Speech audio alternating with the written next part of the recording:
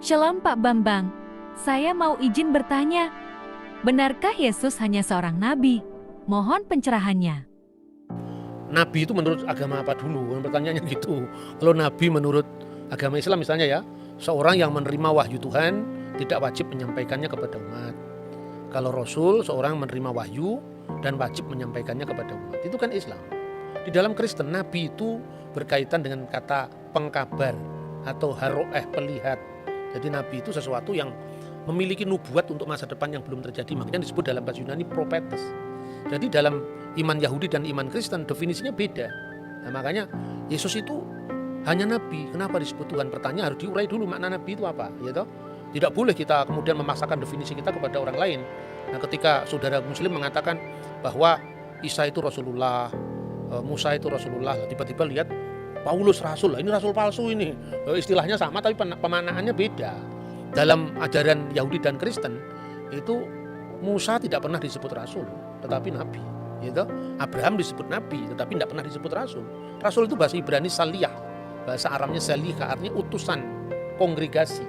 Dan Yesus disebut rasul juga dalam Ibrani pasal 3 ayat 1, tapi maknanya rasul di situ adalah utusan Tuhan dalam sakramen penebusan dosa.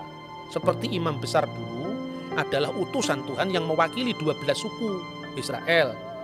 Diasisteni oleh 70 tua-tua kan itu kan. Maka pola ini persis diteruskan oleh perjanjian baru. Yesus adalah imam besar perjanjian baru, makanya dia disebut rasul, mewakili 12 suku, sekarang dirohanikan. 12 suku itu sekarang adalah gereja, ya. 70 murid tapi bilangannya tetap sama, ada imam besar, ada 12 murid, ada 70 murid. Itu kan gambaran Yudaisme tentang imam besar yang menjadi utusan mewakili 12 suku, biasanya imam Lewi kan. Kemudian ada 70 tua-tua, ya, itu yang tercatat di sana. Itu jadi Yesus itu nabi juga, tapi nabi dalam makna yang berbeda dengan nabi Islam gitu loh. Dan nabi tidak dipertentangkan dengan ketuhanannya, karena jabatan imam besar itu ada jabatan Mesias atau sang Mesias itu imam, nabi, raja. Ini. Jadi Mesias itu raja, Mesias itu nabi, Mesias itu imam, itu dalam iman kita. Kalau soal Tuhan, kita kalau menyanyi di gereja-gereja karismatik, gereja-gereja Pentakosta itu kan Yesus Tuhan dan Allah kami itu kan. Jadi dalam hal ini Yesus adalah God sekaligus Lord. Saksi Yehova percaya Yesus itu Lord, Tuhan, tapi nggak percaya Yesus itu God. Karena apa? Dia masih rancu dalam memahami Yohanes pasal 1 ayat 1. Jadi Yesus disebut Allah itu bukan kemanusiaannya itu adalah Allah, tidak, tapi praeksistensi. Sebelum firman menjadi daging, firman itu sudah ada dan firman itu adalah Allah. Jadi dalam wujud ilahinya, dalam kodrat ilahinya firman itu adalah Allah. Kemanusiaannya tentu baru ada telah dilahirkan Bunda Maria kan. Nah, dalam tugas kemesiasannya itu, maka Yesus disebut Tuhan. Tuhan itu Lord. Dari mana teksnya? Kalau kita membaca misalnya di dalam Injil Markus ya, pasal 12 ayat 29 dan seterusnya, itu jelas ketika Yesus ditanya hukum apa yang paling utama dari segala hukum yang ada. Misfah Harisona. Itu yang pertama. Shema Yisrael Adonai Elohenu Adonai Echad. Shema Yisrael Adonai Elohenu Adonai Echad. Dengarkanlah wahai Israel, Tuhan Allah kita, Tuhan itu esa. Itu yang menunjuk kepada Godhead, keilahian, divine of Jesus Christ. Tapi kalau kita membaca ayat-ayat selanjutnya misalnya di dalam pasal 12 mulai dari ayat 30 berapa ini? 37 38 ya. Pada suatu kali ketika Yesus mengajar di Bait Allah, ia berkata, bagaimana ahli-ahli Taurat dapat mengatakan bahwa Mesias adalah anak Daud? Daud sendiri oleh pimpinan Roh Kudus berkata, Tuhan telah berfirman kepada Tuanku, duduklah di sebelah kananku sampai musuh-musuhmu kutaruh di bawah kakimu.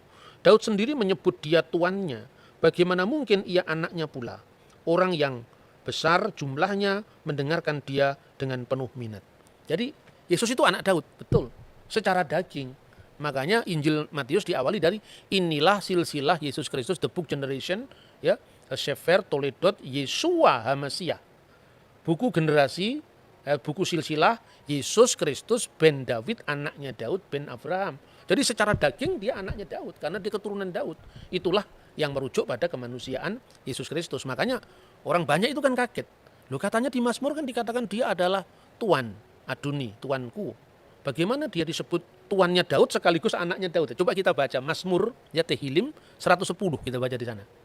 Ayat 1 dulu, ayat 1 dulu. Mazmur Mesianik. Ya, Mazmur mesianik, betul. לדוד מזמור, נאום אדוני לאדוני, סף למיני אסית אויביך, hadom relak leha, menjadi tumpuan kakimu. Jadi kalau di sini diterjemahkan secara bebas begini, Mazmur Daud, Tuhan mendeklarasikan kepada Tuanku, duduk di sebelah kananku, sampai kubuat musuh-musuhmu menjadi tumpuan kakimu. Nah, itu yang menarik adalah permainan kata kalau di bahasa Indonesia, Tuhan dengan huruf besar, karena itu menerjemahkan YHWH. Sedangkan yang satu adalah Ladoni, Tuan, benar-benar Tuan. Nah, Tuhan itu Tuan di atas segala Tuan. Gitu. Nah, yang menarik di sini yang ayat keempat kali ya, Pak. Ini tentang keimaman. Nisba Adonai, velo yinachem, ata kohen leolam, al dibarti Malkisedek. Jadi Tuhan bersumpah dan dia tidak menyesal. Engkau adalah imam. Imam tapi menurut apa? Imam yang kekal menurut perkataan Melkisedek. Nah, itu keimamannya Yesus, bukan imam berarti dalam dia harus keturunan Lewi, bukan. Tapi dia adalah imam menurut Melkisedek. Makanya tadi disebut ada 3 matra atau 3 aspek dalam gelar Mesias, yaitu raja pertama ya. Makanya disebutkan di situ firman Tuhan, Neum Hashem Ladoni, kepada Tuanku. Nah, dalam bahasa Indonesia tadi betul dikatakan Mas Edward bahwa kalau Anda membaca bukunya Muhammad Yamin, Kamus Melayu abad 18-19 itu Tuan segala Tuan, itu Tuhan. Jadi huruf H di sini menekankan ketuanan di atas ketuanan. Jadi penguasa segala penguasa. Dalam makna ini Yesus disebut Tuhan. Duduklah kamu di sebelah kananku. Apa konteksnya? Bukan berarti ada 2 kursi, terus Allah di sebelah kiri, Yesus di sebelah kanan. Bukan seperti itu. Itu artinya apa? Ruang Maha Kudus, tempat Sekinah ilahi, artinya kehadiran ilahi, itu sebelah kanannya adalah istana Daud. Jadi artinya bahwa Mesias itu akan menjadi raja kekal menurut dinasti Daud selama-lamanya. Maka duduklah kamu seflimini, duduklah kamu di sebelah yamin, sebelah kananku, selama-lamanya. Itu aspek kerajaan ya. Pada saat orang Majus membawa persembahan itu ada 3. Emas, kemenyan, mur. Emas itu kerajaan, menyimbolkan tentang raja. Kemenyan itu tadi yang ayat 4. Engkau adalah imam besar menurut aturan Melkisedek. Artinya Melkisedek itu kan tidak berbapak, tidak beribu, tidak bersisilah. Bukan berarti dia tidak punya bapak sungguhan. Ini ungkapan dalam bahasa kitab suci dan sesuai dengan apa yang lazim saat itu. Kalau di sidang pengadilan, ibunya diketahui, tapi bapaknya sudah mati, tidak diketahui. Ibunya bernama Miriam, bapaknya tidak diketahui, tidak berbapak. Ya, apater, bukan artinya dia lahir dari batu, bukan seperti itu. Itu konteksnya ungkapan-ungkapan seperti ini kalau orang awam kan sulit ya. Makanya kalau tidak paham membaca Alkitab dalam bahasa bahasa terjemahan letterlock, seperti yang misalnya terjemahan baru, silakan membaca Alkitab bahasa Indonesia masa kini, yaitu namanya terjemahan dynamic equivalent translation. Jadi diterjemahkan sesuai dengan maknanya, bukan bentuk bahasanya. Itu menarik. Jadi yang pertama raja, yang kedua imam, lambangnya adalah kemenyan, dan mur itu lambang penderitaan. Sekaligus juga bahan wangi-wangian kan mur itu. Jadi maka ketika Yesus itu diminyaki dengan minyak wangi dan mur, itu melambangkan via dulurusannya. Maka imam, nabi, raja. Nabi ini merujuk pada figur hamba Tuhan yang menderita yang dinubuatkan di dalam Yesaya pasal 53, Mazmur pasal 20 ayat 17. Jadi artinya kita tidak boleh menilai agama orang itu dari sudut pandang kita, tidak akan pernah bisa ketemu. Ini kan musimnya debat sekarang ya. Kalau musim durian itu lebih enak.